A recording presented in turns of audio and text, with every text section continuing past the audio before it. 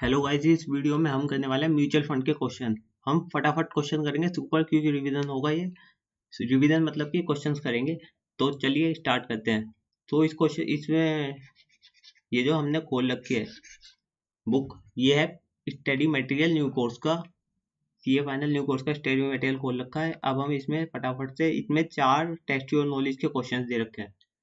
ये वीडियो शुरू करने से पहले फटाफट बता देता हूँ कि हमें ओल्ड कोर्स का स्टडी मटेरियल जरूर करना है, ओल्ड कोर्स का प्रैक्टिस मैनुअल जरूर करना है, ओल्ड कोर्स का प्रैक्टिस मैनुअल जरूर करना है। क्योंकि हमारे न्यू कोर्स के जो स्टडी मटेरियल है, इसके सारे क्वेश्चन तो उसमें कवर है। हमें न्यू कोर्स के स्टडी मटेरियल के सारे क्वेश्चन, ये जो टेक्सचुअल नॉलेज के क्वेश्चन बता रहा हूँ, ये सारे कवर्स हैं। देखो, जैसे कि ये क्वेश्चन नंबर 21 है, क्वेश्चन नंबर 22 है, ये ओल्ड कोर्स के क्या कहते हैं, प्रैक्टिस मैनुअल का। ये भी मैं आपको टिक लगा देता हूँ कि ये कहाँ कहाँ पे कवर है। देखो, ये क्वेश्चन नंबर 12 होगा, ये क्वेश्चन नंबर 16 होगा, और यहाँ पे एक एग्जाम्पल है, वो भी वहीं से उठाया गया है, वो भी ओल्ड कोर्स की पीएम से उठाया गया है। तो फिर भी मैं ये क्वेश्चन एक बार टेक्सचुअल नॉलेज का करवा रहा हूँ। तो चलिए स्टार्ट करते हैं। हम क्या करेंगे, हम उल्टा चलना चालू करेंगे। हम सबसे पहले हार्ड क्वेश्चन करेंगे इस चैप्टर में। इस मतलब टेक्सचुअल नॉलेज में एक ही क्वेश्चन हार्ड है। हार्ड मतलब कि सही सा क्वेश्चन है। चलो स्टार्ट करते हैं। तो सबसे पहले मैं एक कॉन्सेप्ट बता देता हूँ। Concept NAV. एनएवी का मतलब होता है नेट एसेट। नेट एसेट निकालते कहते हैं जो सारी एसेट्स हैं और इनकी मार्केट वैल्यू लेनी है। Market value of asset minus जो लाइबिलिटीज है। लाइबिलिटीज है, लाइबिलिटीज में एक्रूड एक्सपेंस भी आ जाता है, जैसे एक्रूड एक्सपेंस हो गया या फिर अदर लाइबिलिटी हो गई, तो ये सब है। और नेट एसेट वैल्यू एनएवी, जब भी वो पूछे निकालने के लिए तो एनएवी पर यूनिट जरूर निकाल के आनी है हमें। एनएवी पर यूनिट, एनएवी पर यूनिट कैसे निकलती है, जो नेट एसेट होती है, जो ये नेट एसेट है, इसे डिवाइड कर देंगे नंबर ऑफ यूनिट से। नंबर ऑफ यूनिट हमें हमेशा क्वेश्चन में गिवन होगी, ठीक है। तो चलिए स्टार्ट करते हैं अब अपना क्वेश्चन। ये एक क्वेश्चन है, वो चेक वाला क्वेश्चन है, मैं आपको याद दिला देता हूँ। जिसमें क्या है, एक पर्सन जो है वो चेक सबमिट कर देता है, फिर हमें रिवाइज वैल्यू निकालनी पड़ती है म्यूचुअल फंड की। तो चलिए स्टार्ट करते हैं।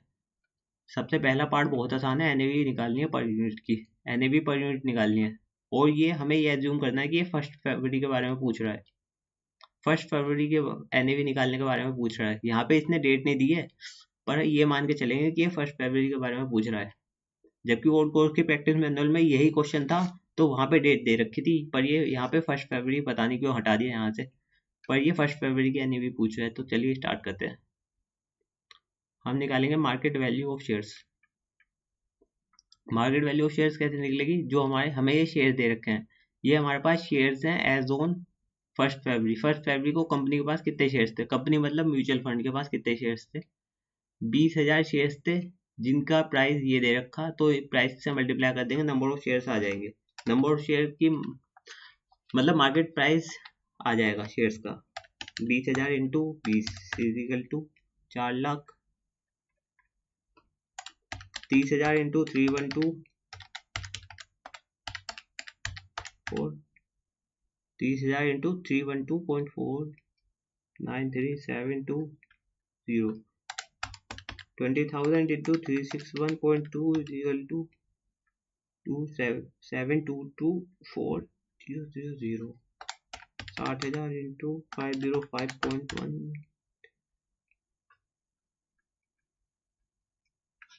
अब इनका टोटल कर देंगे।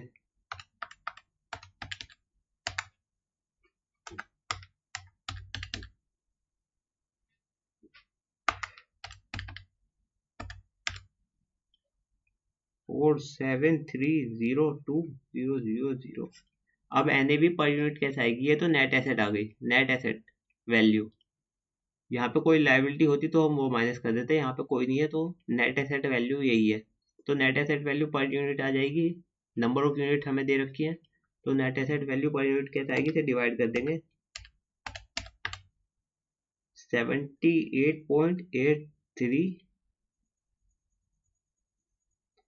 8366, इसे 78.84 कर देंगे। सो हमारी एनएवी पर यूनिट आ गई एज ऑन 1 फरवरी। अब ये कह रहा है कि एक बंदा है जिसने चेक दिया म्यूचुअल फंड को चेक दिया, उससे यूनिट परचेज कर ली, म्यूचुअल फंड को चेक दिया, उससे यूनिट परचेज कर ली। और म्यूचुअल फंड मैनेजर ने क्या करा, म्यूचुअल फंड मैनेजर ने उस चेक का जो 30 लाख का जो चेक था, उस पैसे को एम लिमिटेड के शेयर्स में लगा दिया, जो एम लिमिटेड के शेयर्स हैं। अब ये एम लिमिटेड के शेयर किस प्राइस पे परचेज करेगा, ये हम कैलकुलेशन किस दिन की मान रहे हैं, ये हम मान रहे हैं 1 फरवरी की। ये हम कैलकुलेशन जो कर रहे हैं वो 1 फरवरी की कैलकुलेशन कर रहे हैं, 1 फरवरी की।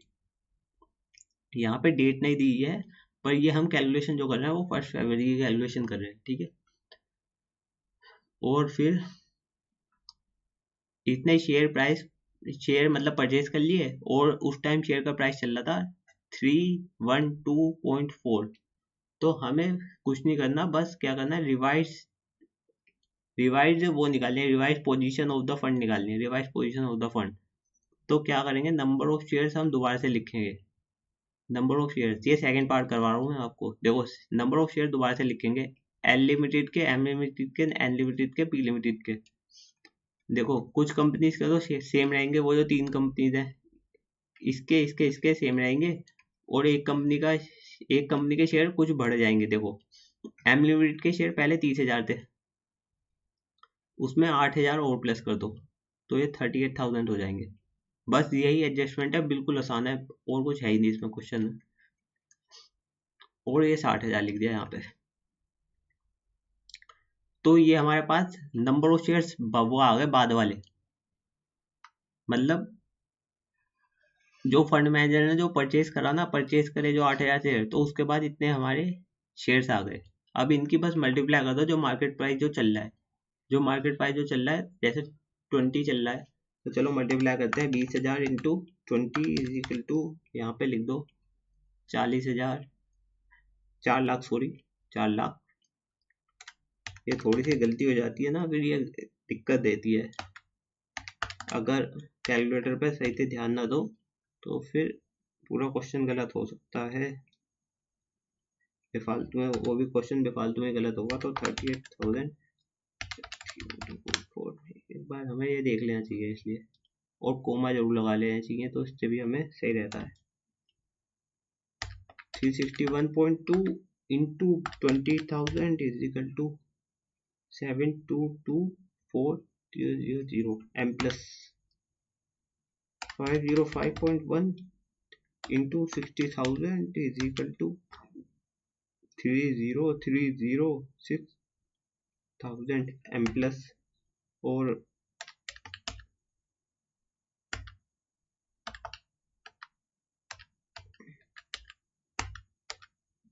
तो ये हमारा जो टोटल आया वो है 49801200।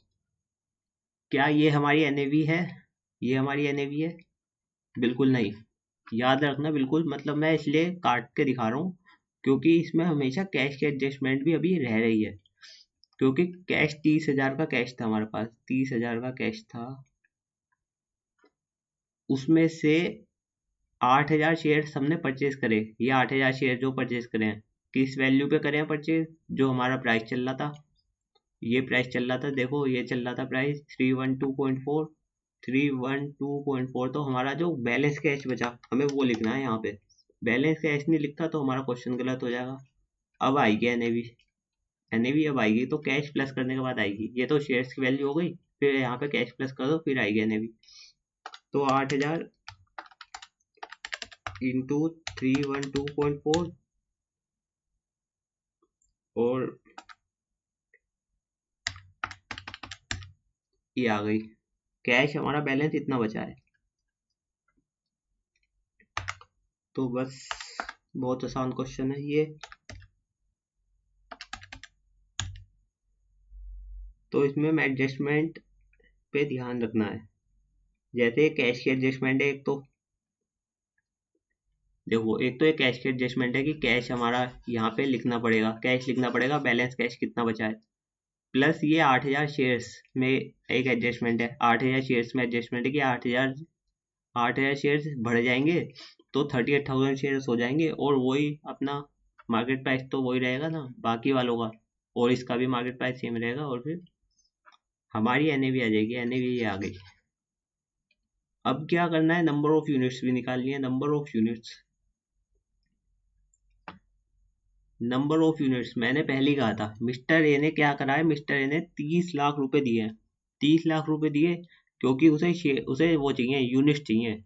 मिस्टर ए ने कहा मुझे यूनिट्स दो। यूनिट्स क्यों नहीं दे रहे हो तुम, यूनिट्स दो मुझे।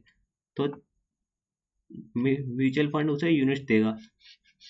देखो पहले म्यूचुअल फंड के पास 6 लाख तो यूनिट्स थी, 6 लाख यूनिट्स थी। अब ये मिस्टर ए को यूनिट्स देनी पड़ेंगी उसे। तो 30 लाख रुपए दिए उसने।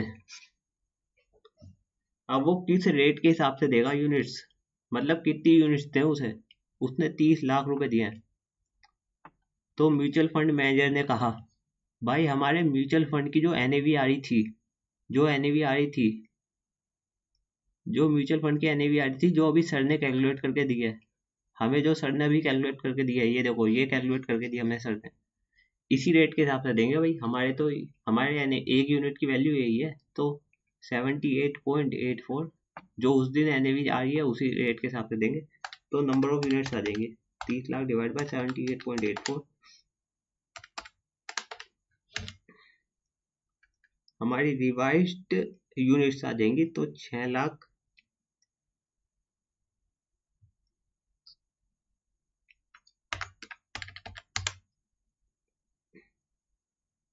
051.75 यूनिट्स। आईसीआई ने क्या करा, इसे राउंड ऑफ कर लिया है, 638,052 यूनिट्स। पर पॉइंट में भी कर सकते हैं, कोई दिक्कत नहीं है। अब क्या करो, हमेशा एनएवी क्या करते हैं, एनएवी पर यूनिट के बेसिस पे भी निकालते हैं। आईसीआई ने निकाल के नहीं दे रखा, पर हमें निकाल के देना है, तो इसे पर यूनिट के बेसिस पे कैसे निकालेंगे। ये जो एनएवी आ रही है, इसे डिवाइड कर देंगे नंबर ऑफ यूनिट से। तो 5030 divide by 638052 is equal to 78.8368, या फिर से ले लो 78.84 राउंड ऑफ करके। तो हमारा सेकंड पार्ट भी सोल्व हो गया।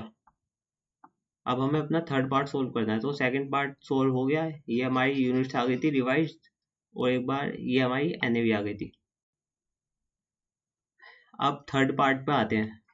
थर्ड पार्ट में ये कह रहा है कि एनएवी बताओ फंड की 2 फरवरी को। ये भी बहुत आसान है। अब क्या है, देखो 1 फरवरी की हमने एनएवी निकाल दी। 1 फरवरी की एनएवी में हमने क्या करा था, कैश, हमारा कैश था और मार्केट वैल्यू ऑफ शेयर्स थी। अब एनएवी सेकंड में क्या होगा, सेकंड में भी यही होगा, कैश होगा, मार्केट वैल्यू ऑफ शेयर होगी। पर यहाँ पे क्या होगा, market value of share change हो जाएगी।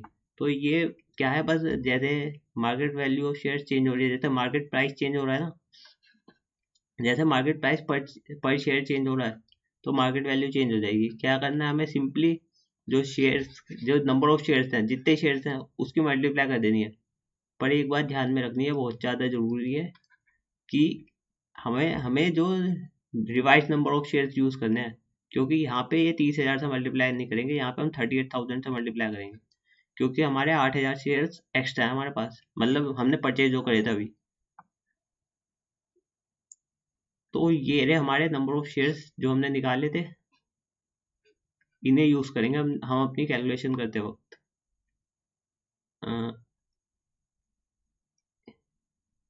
हम इनको यूज करेंगे अपनी कैलकुलेशन में। तो चलिए अब स्टार्ट करते हैं कैलकुलेट करना।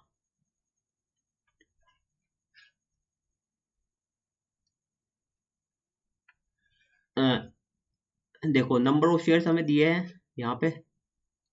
तो अब मैं क्या करता हूँ, मेरे सामने क्या है, ये बुक खोल रखी है मैंने, तो मैं बुक में से फटाफट से करवा देता हूँ सोल्व। तो 20.5 रुपीज 20.5 इंटू 20,000, 20,000 शेयर्स का मल्टीप्लाई कर दिया हमने 20.5 से, 20.5 से मल्टीप्लाई कर दिया, फिर 300 से मल्टीप्लाई कर देंगे, फिर 383 से मल्टीप्लाई कर देंगे, फिर 503 से मल्टीप्लाई कर देंगे। तो चलो मल्टीप्लाई करते हैं, और इससे क्या होगा, मार्केट वैल्यू ऑफ शेयर्स आ जाएगी। यहाँ पे हमारे 38,000 शेयर्स रहेंगे, ये बात याद रखनी है, क्योंकि हमारे शेयर्स बढ़ गए थे ना। तो 360, तो चलो करो जल्दी जल्दी।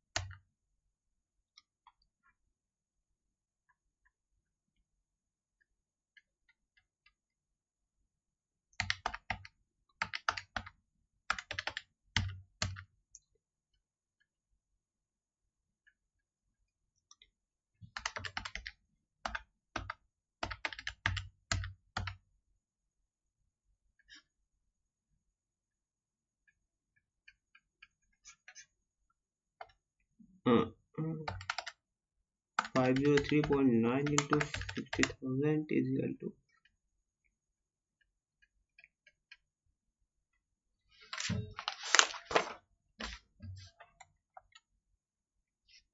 तो एक बार आंसर देख लेते हैं इसका, मैं आंसर देख लेता हूँ एक बार।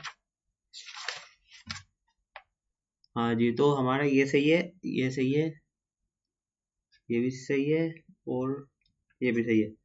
तो हमारी देखिए एनएवी आ गई, एनएवी नहीं आई, सॉरी सॉरी, एनएवी नहीं आई, एनएवी नहीं आई। हमें याद रखना है कि कैश, हमें कैश की एडजस्टमेंट करनी है। मैं भी भूल गया, एनएवी नहीं आई अभी। जैसे हमने सेकंड पार्ट में कैश की एडजस्टमेंट करी थी, मार्केट वैल्यू ऑफ शेयर्स तो निकाल लिया, पर कैश की एडजस्टमेंट करनी है। तो कैश की एडजस्टमेंट करते हैं। देखो कैश में तो कोई चेंज नहीं आने वाला, कैश में तो कोई चेंज नहीं आने वाला। ये रहा कैश, 5 लाख का कैश था, तो 5 लाख का कैश सीधा सीधा ऐसे लिख देंगे हम, 5 लाख का कैश सीधा सीधा लिख दिया। और ये आई, अब आई हमारी एनएवी। तो 51986,000 प्लस 500,800 इज इक्वल टू 524,86800।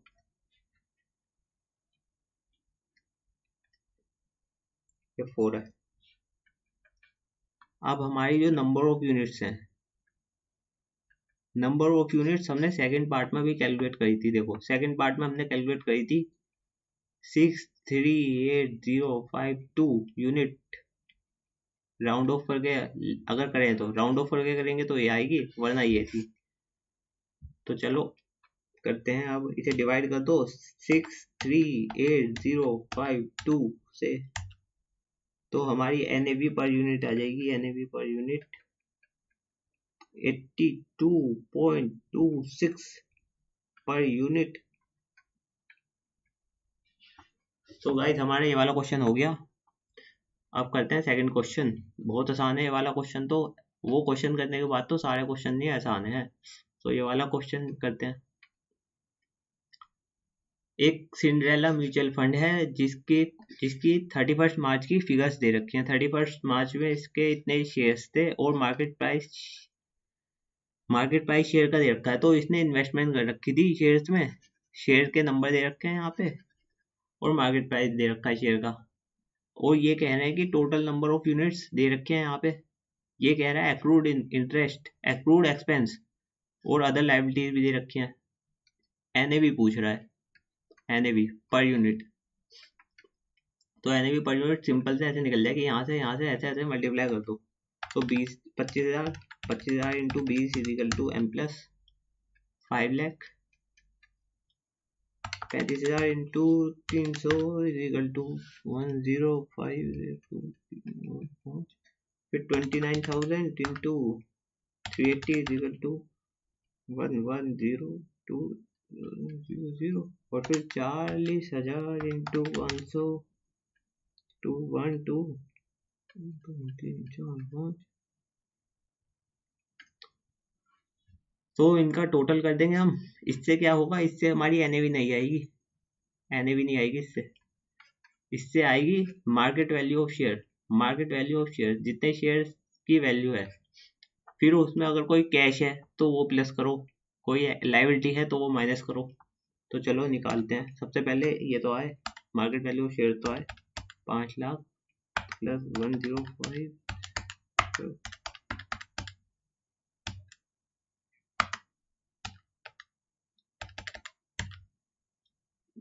42020000। तो हमारी मार्केट वैल्यू ऑफ शेयर्स आ गई। एनएवी निकालने के लिए क्या करेंगे, देखो एनएवी निकालने के लिए मार्केट वैल्यू ऑफ शेयर्स लिख दी हमने यहाँ पे 42020000।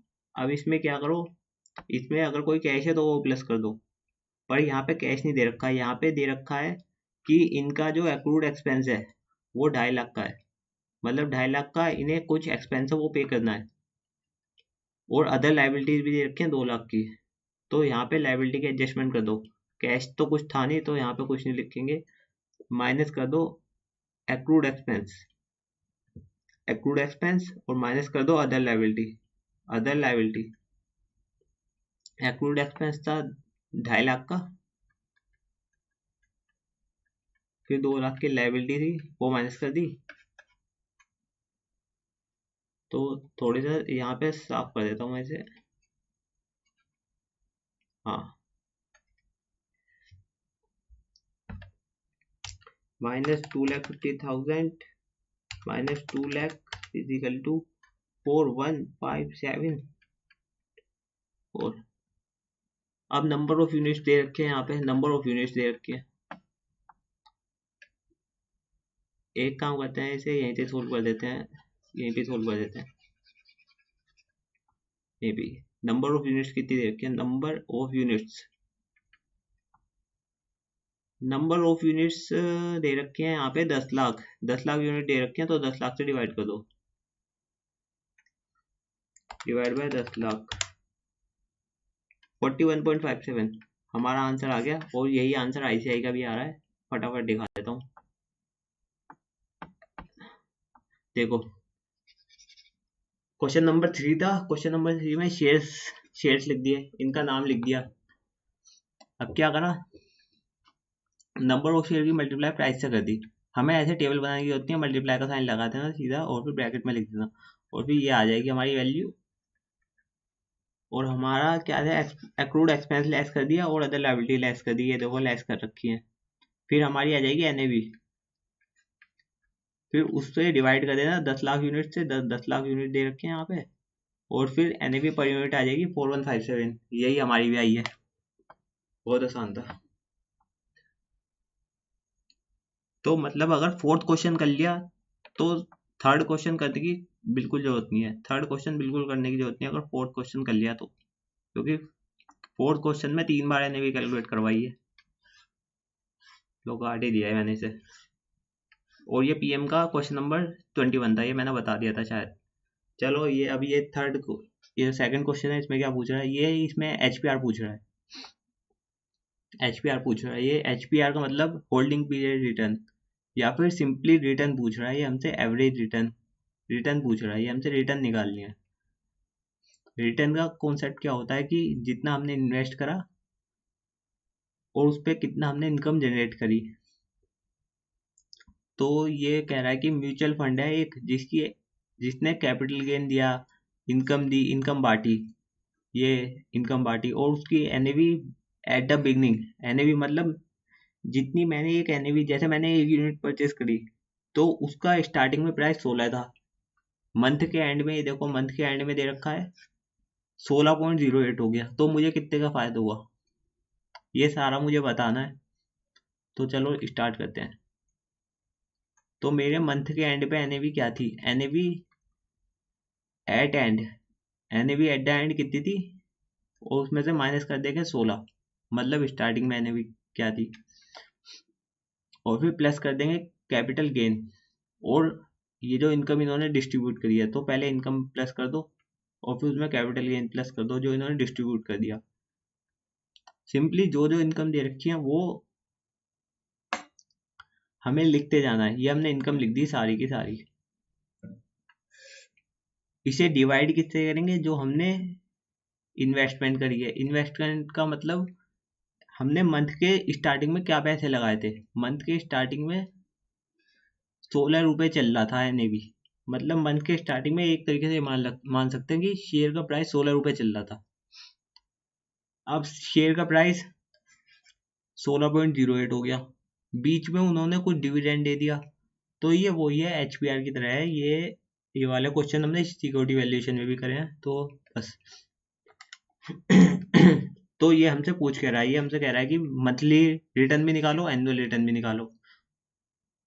तो 16.80 लिख दिया मैंने, 16.08 होगा ये।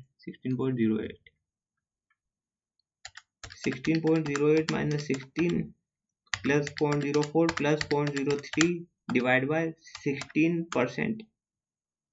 परसेंट का साइन जरूर लगाना, इंटू 100 कर दिया, तो फिर आ गया 0.9375%।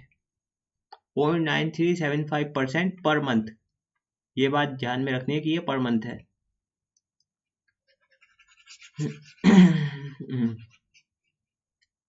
ये बात हमें ध्यान में रखनी है कि ये पर मंथ है, क्योंकि हमें पर मंथ का डाटा दिया हुआ है। ये पर मंथ का डाटा है। एक महीने में क्या क्या चीजें हुई, देखो एक महीने पहले NAV थी और भी एक महीने बाद NAV कितनी हो गई, तो ये पर मंथ का डाटा हमें दिया हुआ था। तो हमने भी पर मंथ के हिसाब से कैलकुलेशन करी। देखो ये पर मंथ का डाटा दिया था, NAV at the beginning, NAV eight the end of the month. अब ये पूछ रहा है एनुअली निकालो। हमने पर मंथ की तो निकाल ली, अब एनुअली कैसे निकालेंगे।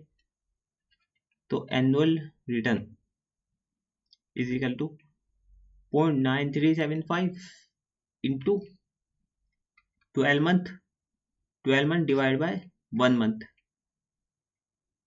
मतलब कितने महीनों की रिटर्न निकालनी है, जैसे 12 महीने की रिटर्न निकालनी है, और ये रिटर्न हमने कितने महीने की कैलकुलेट करी है। ये रिटर्न हमने 1 महीने की कैलकुलेट करी है, तो इसे 1 महीने से डिवाइड कर दिया। सो 0.9375 इंटू 12, 11.25% पर एनम। आंसर आ गया, बहुत आसान था। HPR का कॉन्सेप्ट है, सिक्योरिटी वैल्यूएशन में भी करा है, करने की जरूरत नहीं है इसे। पर ये PM का क्वेश्चन नंबर, अगर ये PM की बात करें तो PM का क्वेश्चन नंबर 16 है। PM का क्वेश्चन नंबर 16 है। अब बात करते हैं इस वाले क्वेश्चन की। ये वाला क्वेश्चन थोड़ा सही सा है, थोड़ा ही सही सा है, ज़्यादा अच्छा भी नहीं है। तो चलो स्टार्ट करते हैं।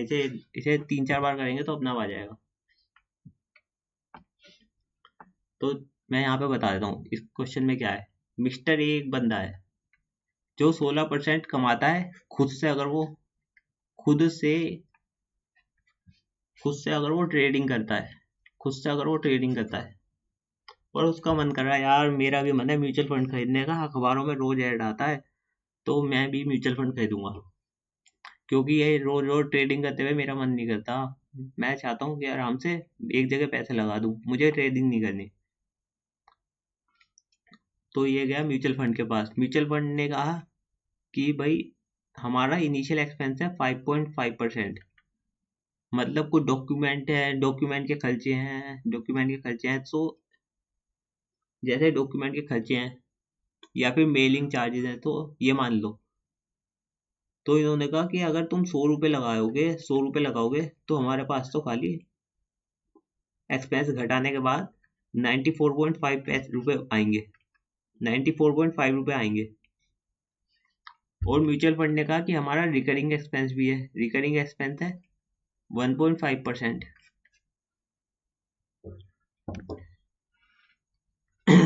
ठीक है।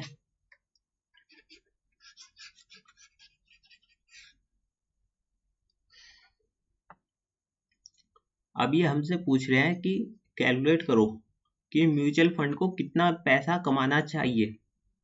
म्यूचुअल फंड को कितना पैसा कमाना चाहिए कि वो म्यूचुअल फंड को कितना कमाना चाहिए, कितना अर्न करना चाहिए कि वो मिस्टर ए को जो मिस्टर ए है बंदा, जो वो पहले 16% कमा रहा था मान लेते हैं 100 रुपये पे कमा रहा था 16%, तो कितना कमा रहा होगा वो? 16 रुपये कमा रहा होगा। तो मिस्टर ए को 16 रुपये भी दे दे म्यूचुअल फंड, और रिकरिंग एक्सपेंस भी कर दे, जो रिकरिंग एक्सपेंस करना है उसे। रिकरिंग एक्सपेंस किस पे करेगा वो? जो अमाउंट उसके पास आई है, म्यूचुअल फंड के पास अमाउंट तो 94 आई है ना, तो 94.5 इंटू क्या था रिकरिंग एक्सपेंस का रेट? 1.5%। तो 94.5 इंटू 1.5% इज इक्वल टू 1.4175। तो 16 plus 1.4175 is equal to 17.4175। Mutual fund को इतना पैसा कमाना चाहिए, म्यूचुअल फंड को इतना पैसा कमाना चाहिए, पर हमें हमेशा परसेंटेज में निकालनी है ये चीज, परसेंटेज में निकाल के बताना है। तो अगर म्यूचुअल फंड को कितना कमाना है? 17.4175। ये किस पे कमाना है, किस चीज पे कमाना है? ये कमाना है 94.5 पे, 94.5 रुपये पे, क्योंकि म्यूचुअल फंड के पास कितने रुपए आए हैं? ये अमाउंट उसके पास रिसीव हुआ है, अमाउंट रिसीव्ड। और कमाना कितना है? इनकम जितनी उसे कमानी है। तो हमारा रेट आ जाएगा 94.5% इज इक्वल टू 18.43%। 18.43%।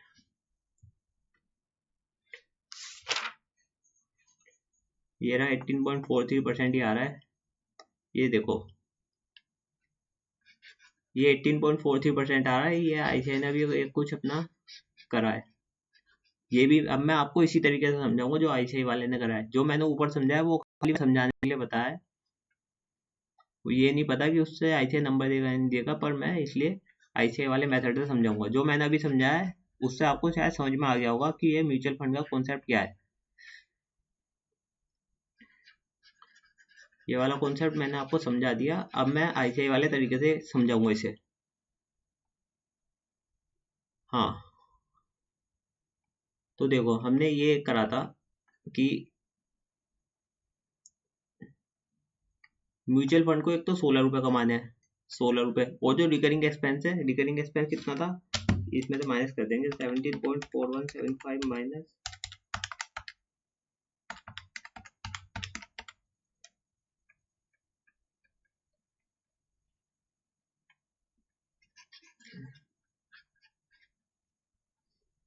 तो देखो ये जो चीज है, ये जो पूरी फ्रैक्शन है, इसे हम ऐसे भी तो लिख सकते हैं। देखो इसे हम ऐसे भी तो लिख सकते हैं 16 प्लस 1.4175।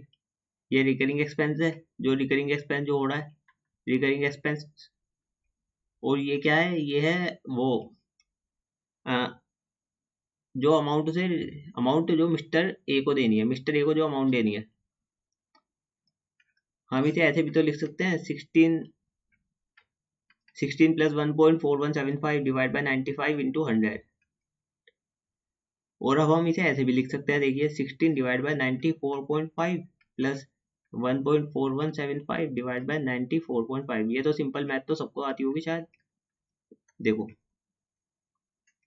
हमने क्या किया, अलग अलग लिख दिया।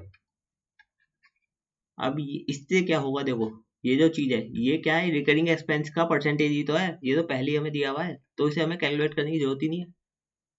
ये रिकरिंग एक्सपेंस का परसेंटेज है।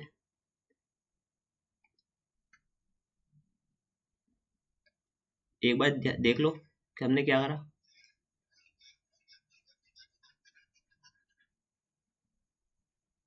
देखो पहले हमने निकाल लिया था कि हमें कितना अमाउंट कमाना है, कितना अमाउंट कमाना है।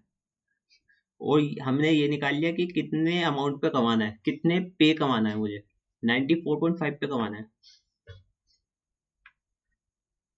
और फिर उसे हमने थोड़ी सी मैथ की कैलकुलेशन करी यहाँ पे, और ये हमारा ऐसे ऐसे, हम इसे ऐसे भी लिख सकते हैं। और फिर हमारा लास्ट में ये आ गया equation.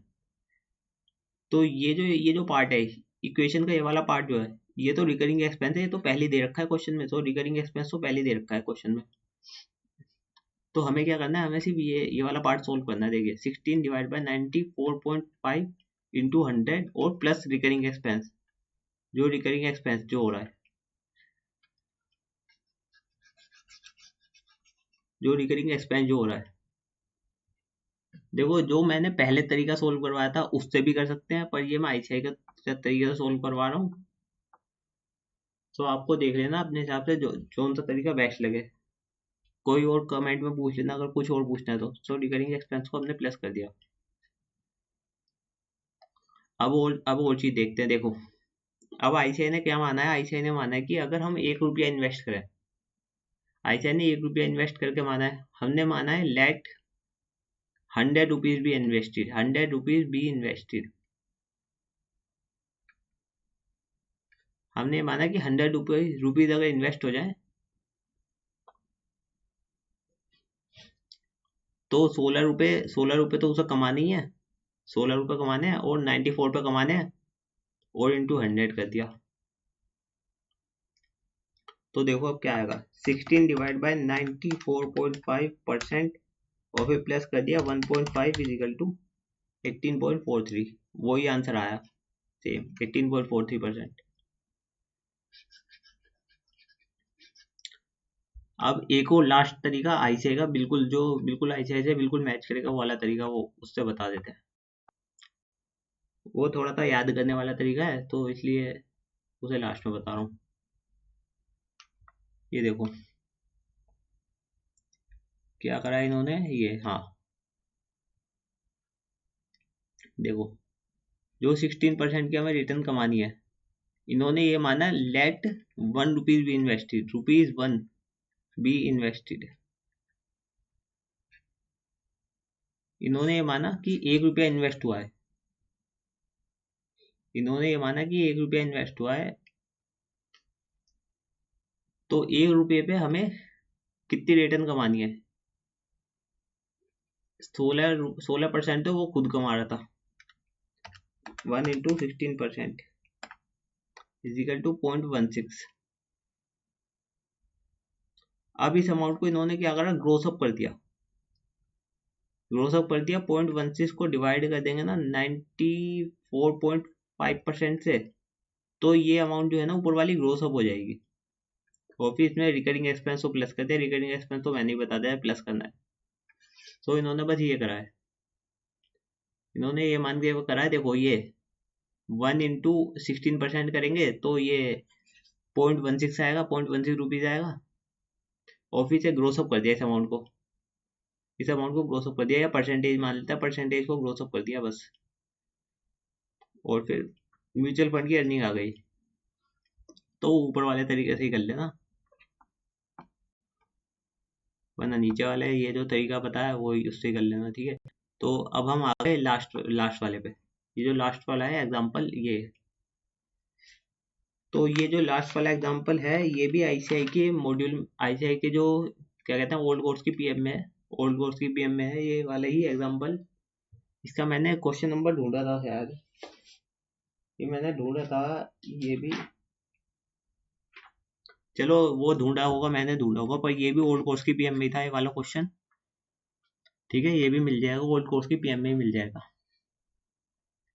Mister x earn 10% on his investment, mister x earn 10% on his investment. एक सेकंड रुको यार, मैं क्वेश्चन नंबर बता ही देता हूँ। हाँ ये रहा क्वेश्चन नंबर 13, क्वेश्चन नंबर 13, ये ओल्ड कोर्स की PM में क्वेश्चन नंबर 13 है। अब ये है ना परफेक्ट एकदम बता दिया मैंने, सारे क्वेश्चन बता दिए। तो ये है क्वेश्चन नंबर 13 ओल्ड कोर्स की PM में, ये PM का क्वेश्चन नंबर 13 है। मिस्टर एक्स 10 रुपये कमाता है अपनी इन्वेस्टमेंट पे। अब वो चाह रहा है, मिस्टर एक्स चाह रहा है कि मैं म्यूचुअल फंड खरीदूं, ये भी वही वाला क्वेश्चन है और रिकरिंग एक्सपेंस भी दे रखा है यहाँ पे। तो ये कह रहा है कि म्यूचुअल फंड कितना कमाए ताकि वो 10% की रिटर्न दे पाए। तो let amount invested is equal to 100। हमने ये माना कि अमाउंट इन्वेस्टेड 100 है, तो रिटर्न एट द रेट 10% कितनी होगी, 10 रुपये होगी, 10 रुपये होगी। अब म्यूचुअल फंड को भी 10 रुपये कमाने हैं। सो म्यूचुअल फंड को कितने कमाने हैं, mutual fund has to earn ₹10 on किस पे कमाने हैं ये देखो। अब ओन इनिशियल एक्सपेंस था 6% का, 100 मल्टीप्लाई बाय 1 माइनस 0.9, नहीं नहीं नहीं नहीं नहीं, रुकिए एक सेकेंड।